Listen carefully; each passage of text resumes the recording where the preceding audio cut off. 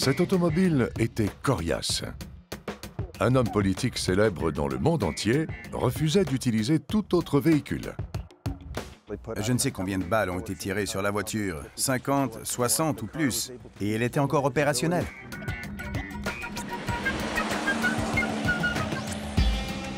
Le moment était mal choisi pour envoyer sa voiture en France. C'était 10 jours avant que le Royaume-Uni et la France déclarent la guerre à l'Allemagne. Et la princesse s'est dit qu'elle n'avait pas besoin de la plus belle Bentley de l'année.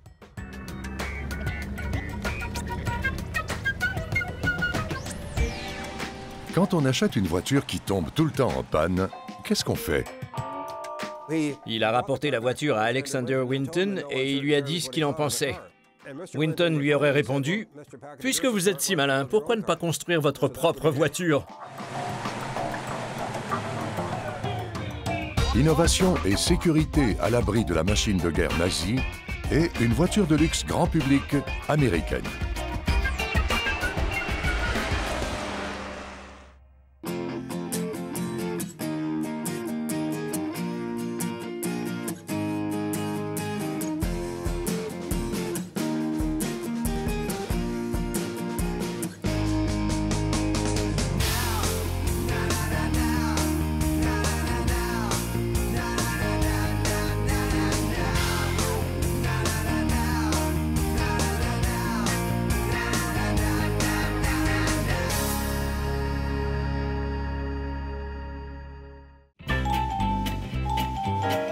C'est probablement ce qui a fait la notoriété de la Citroën DS.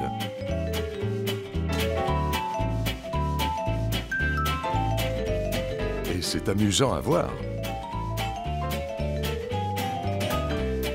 Mais par-dessus tout, c'est la démonstration la plus probante des capacités de cette voiture, qui était sans doute la voiture la plus avancée sur le plan technologique dans les années 1950.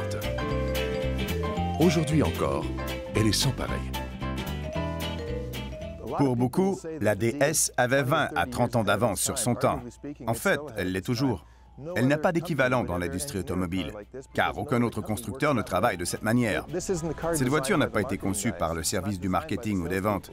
Elle a été conçue par des ingénieurs qui voulaient qu'elle incarne un nouveau mode d'ingénierie et une façon unique de transporter les gens. George Dyke ne compte pas moins de 5 Citroën DS dans sa collection.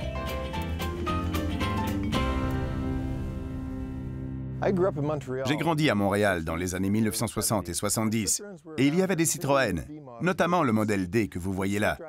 On pouvait constater que la conduite semblait plus douce et plus élégante que celle des autres automobiles. Et ça m'a toujours fasciné. Fondée par André Citroën en 1919, Citroën est devenue la 4e plus grosse entreprise automobile au monde. Elle a revêtu une telle importance pour l'économie française qu'elle a eu le droit d'utiliser la Tour Eiffel à des fins publicitaires. Il s'agissait à l'époque du plus grand panneau publicitaire du monde. André Citroën s'est toujours intéressé aux autres innovateurs. Il était même allé aux États-Unis pour rencontrer Henry Ford, où ils ont passé le plus clair de leur temps à bricoler et à conduire. L'entreprise a bénéficié de sa passion pour la technologie et dans les années 1950, les ingénieurs de Citroën menaient le jeu.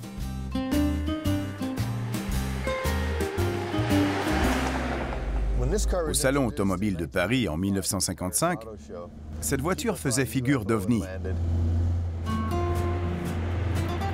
Citroën était une entreprise unique. Elle ne concevait pas ses voitures selon les dictats du marketing et de la vente. Les ingénieurs de Citroën se concentraient plutôt sur la conception et la performance qu'ils envisageaient pour une automobile. Tout se passait dans le fameux bureau d'études. Grosso modo, ils concevaient des voitures dans le plus grand secret. Et lorsqu'ils les présentaient, elles ne ressemblaient à aucune autre voiture. Elles étaient non conventionnelles de A à Z, mais l'ensemble était très harmonieux.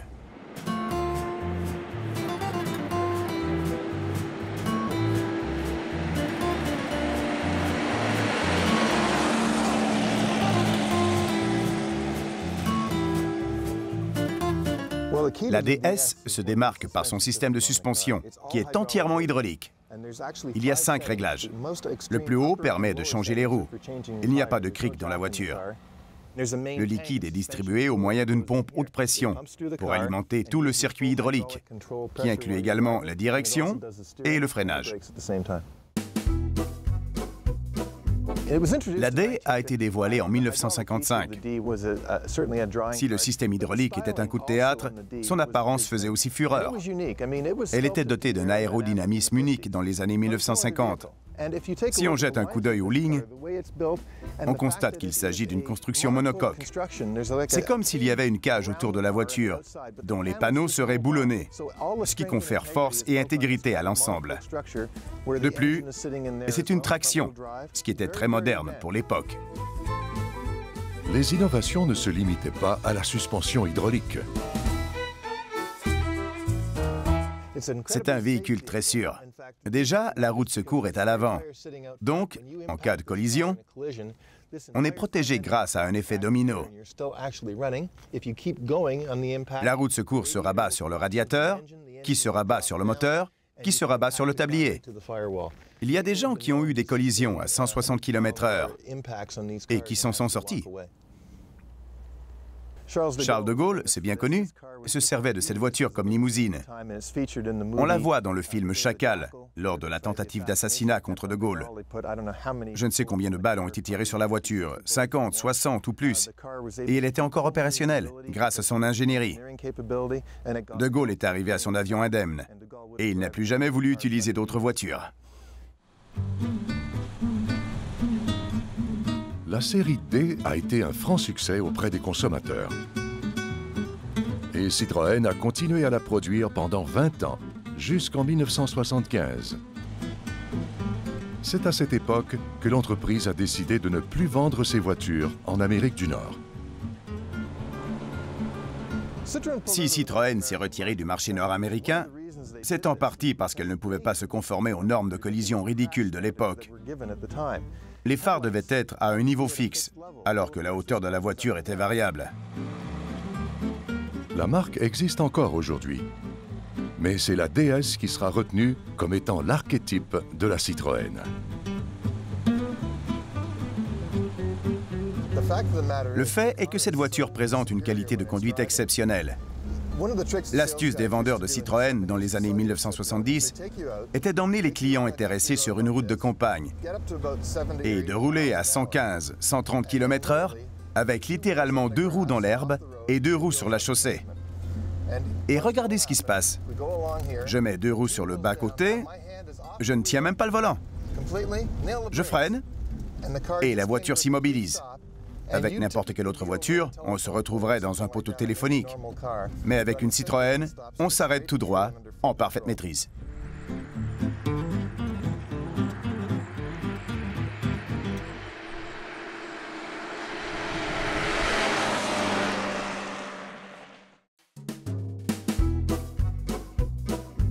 Voici la voiture qui ne devrait pas exister.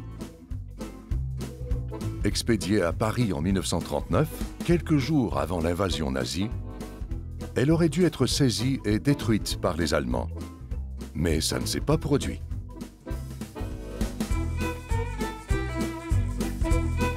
C'est une Bentley Mark V 1939. C'est un châssis extrêmement rare. Bentley n'a construit que 11 châssis Mark V et il en reste 7 dans le monde. Celui-ci est le seul modèle décapotable. En 1939, l'Allemagne possédait l'une des plus grandes autoroutes du monde, l'Autobahn.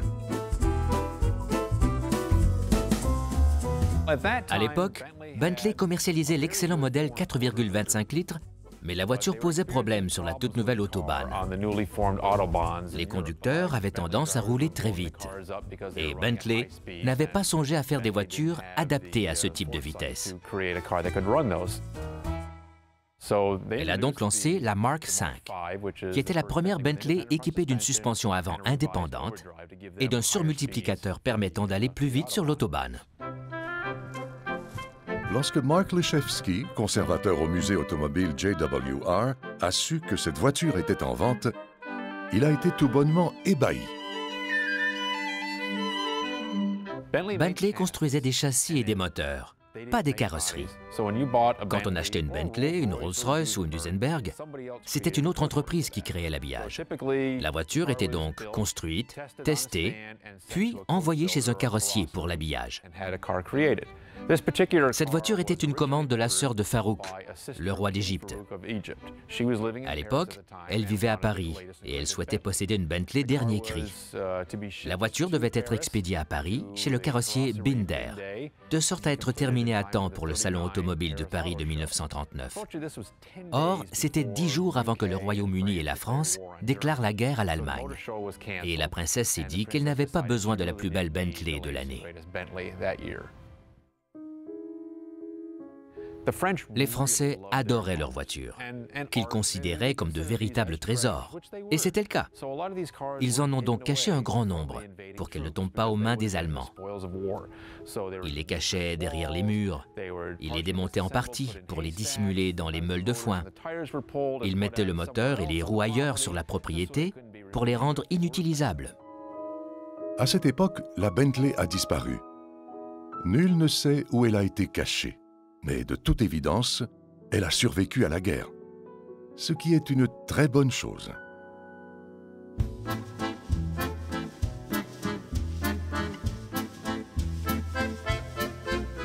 L'avant est typique des Bentley d'avant-guerre. La forme de la calandre, des phares et des garde-boue est tout à fait caractéristique de l'époque. Mais les côtés sont tout à fait français. Lignes élancées, courbes délicates, éléments décoratifs méticuleusement sculptés à la main sur la feuille de métal du coffre. Même les charnières articulées de la capote incarnent le triomphe du style sur la fonction.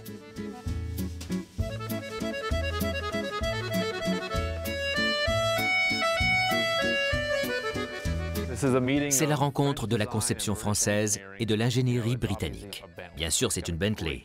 Le châssis est fantastique, c'est une voiture agréable à conduire, rapide et conviviale. Elle est habillée d'une magnifique carrosserie française, créée par Saucik, éminent carrossier de l'époque. Il était réputé pour faire des voitures flamboyantes, surtout dans sa période d'après-guerre, avec beaucoup de courbes excentriques et d'éléments tape à l'œil. Cette voiture est beaucoup plus sobre, car à ses débuts, il ne se cantonnait pas à un seul style. Il laissait la voiture dicter ce qu'elle allait devenir. À la base, Bentley est une entreprise britannique plutôt conservatrice. Y a-t-il eu des Bentley extravagantes? Oui. Celle-ci demeure relativement sobre, mais présente de nombreux aspects français qui portent la marque de Saucik. C'est une voiture tout à fait unique, avec une belle histoire.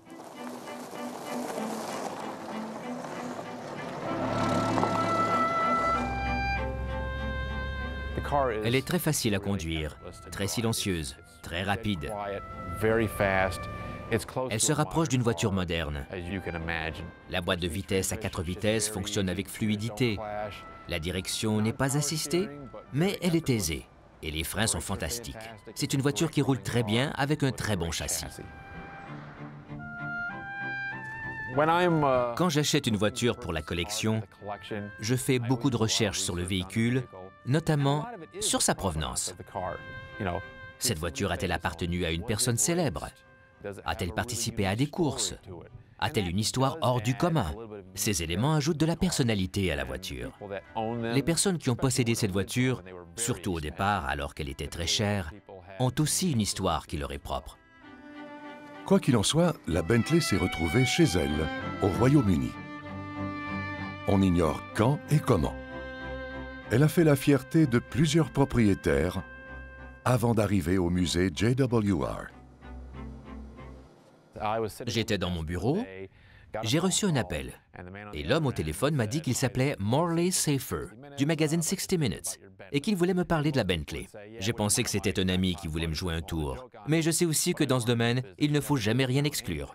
Il avait possédé cette voiture quand il était au bureau de Londres dans les années 1960. Il l'aimait beaucoup et il était heureux de l'avoir retracée jusqu'aux États-Unis. Au milieu des années 1960, il avait été transféré à Saigon pour couvrir la guerre du Vietnam. Et il avait dû la vendre. Chaque petit élément d'histoire compte. Et c'est un ajout non négligeable à sa provenance. Quand les collectionneurs de voitures parlent de survivantes, ils font généralement allusion à une voiture qui est entièrement d'origine. Pour sa part, la Bentley de Mark Lechevsky est encore plus que ça. C'est une véritable survivante qui a échappé à la machine de guerre nazie, cachée par des personnes qui l'aimaient, pour que les générations futures puissent l'apprécier.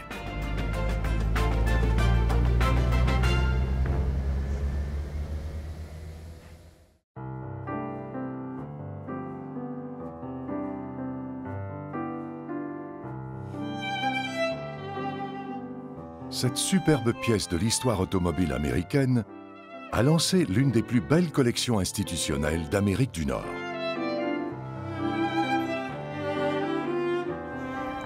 Je m'appuie sur l'automobile qui a été le point de départ, qui a jeté les bases de ce musée. C'est une Packard 1929.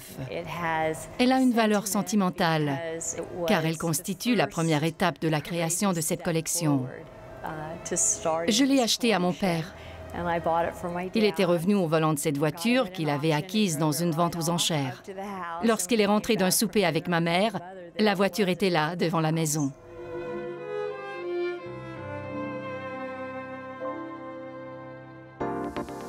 Elisa Stevens dirige l'Académie des arts de San Francisco, fondée par son grand-père dans les années 1920. Elle a décidé d'utiliser la Packard comme première pièce d'une collection automobile de classe mondiale, pouvant contribuer à l'apprentissage des élèves. C'est la raison pour laquelle on a créé cette collection avec mon père, pour que les élèves puissent venir ici afin de dessiner les voitures, se promener parmi elles, voir ce qui est possible et utiliser cette base pour leur propre création. On a passé environ 7 ans à étudier les nombreuses voitures qui étaient mises en vente dans le monde entier. On cherchait à collectionner les modèles classiques, mais aussi à montrer les périodes de transition sur le plan de la conception. Il s'agissait par exemple de montrer une Cadillac de 1948 et une Cadillac de 1949 ou 50 pour que les étudiants apprécient l'évolution, la pensée des concepteurs et l'orientation qu'ils donnaient à l'industrie. Par la suite, on s'est intéressé à des modèles internationaux pour montrer ce que faisaient les Européens. Mais les premiers modèles et la riche histoire automobile des États-Unis, incarnée par la Packard, demeurent le principal objet de la collection. J'adore le chrome. Je leur montre la calandre, les phares et les ornements de capot.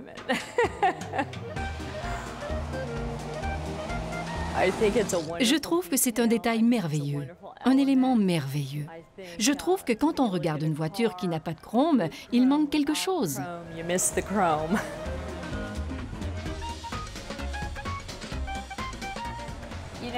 Il n'y a pas la direction assistée, alors il faut une conduite dynamique. Il faut être attentif et utiliser ses muscles. Il ne faut pas aller trop vite dans les virages. Ça se conduit comme un camion.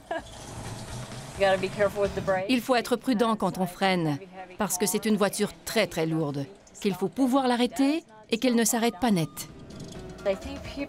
Les gens oublient que c'est une chance de pouvoir conduire des VUS, des 4x4 et des camions très lourds avec la direction assistée.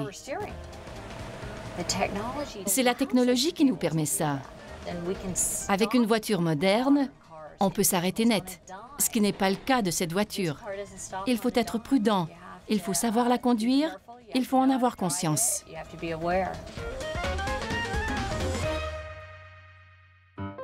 Fondée en 1899, l'entreprise automobile Packard devient rapidement l'un des meilleurs constructeurs automobiles au monde. À l'époque, si l'on voulait une voiture de luxe, il n'y avait que les 3 P, Peerless, Pierce Arrow et Packard. En 1899, James Ward Packard est allé à Cleveland, où il a acheté une Winton toute neuve à Alexander Winton. Sur le chemin du retour, elle est tombée en panne au moins 10 fois. Il a rapporté la voiture à Alexander Winton et il lui a dit ce qu'il en pensait. Winton lui aurait répondu « Puisque vous êtes si malin, pourquoi ne pas construire votre propre voiture ?» C'est ce qu'il a fait. Packard était une entreprise novatrice. Elle a inventé le volant moderne. Plus tard, elle a été la première à installer la climatisation sur une voiture de série. Et en 1929, on estimait que Packard était indestructible. L'historien automobile Bill Shirk rectifie. Pendant les années 1930, il a fallu baisser en gamme pour survivre. Packard a donc pris un risque. En 1932, elle a lancé le modèle Junior, parfois surnommé nez de pelle à cause de la forme de la calandre.